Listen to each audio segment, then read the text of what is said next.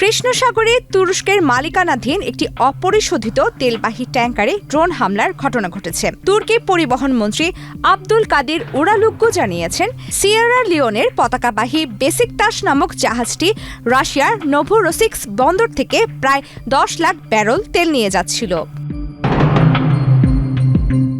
তুর্কি সংবাদ সংস্থা আনাদুলু এজেন্সির মতে, হামলার সময় জাহাজটিতে 27 জন তুর্কি নাবিক ছিলেন, তবে কোনো হতাহতের খবর পাওয়া যায়নি। মন্ত্রী উরালুগ্গু জানান, প্রাথমিক ধারণা অনুযায়ী হামলাটি আকাশ থেকে নয়, বরং একটি চালকবিহীন নৌযান দিয়ে চালানো হয়েছে। জাহাজের ইঞ্জিন রুম লক্ষ্য করে এই বিস্ফোরণ ঘটনা হয়, যাতে এটি পুরোপুরি অচল হয়ে পড়ে। পদ্মা সেতু, মেট্রো রেল এবং এলিভেটেড এক্সপ্রেসওয়ে নির্মাণের গর্বিত অংশীদার বসুন্ধরা সিমেন্ট। হামলাটি ঠিক তুরস্কের জলসীমায় হয়েছে কিনা তা নিশ্চিত করা না হলেও স্থানীয় সংবাদ মাধ্যমগুলো বলেছে এটি বসফোরাস প্রণালী থেকে 30 কিলোমিটারেরও কম দূরত্বে ঘটেছে। কৃষ্ণ সাগর দিয়ে সাধারণত জ্বালানি তেল ও শস্যবাহী জাহাজ চলাচল করে।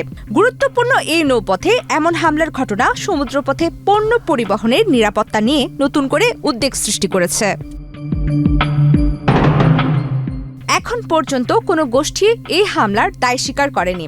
ইরান ইসরায়েল উত্তেজনার ফলে মধ্যপ্রাচ্যের হরমুজ প্রণালী কার্যত বন্ধ থাকার সময়ে কৃষ্ণ সাগরে এই হামলার ঘটনা ঘটল।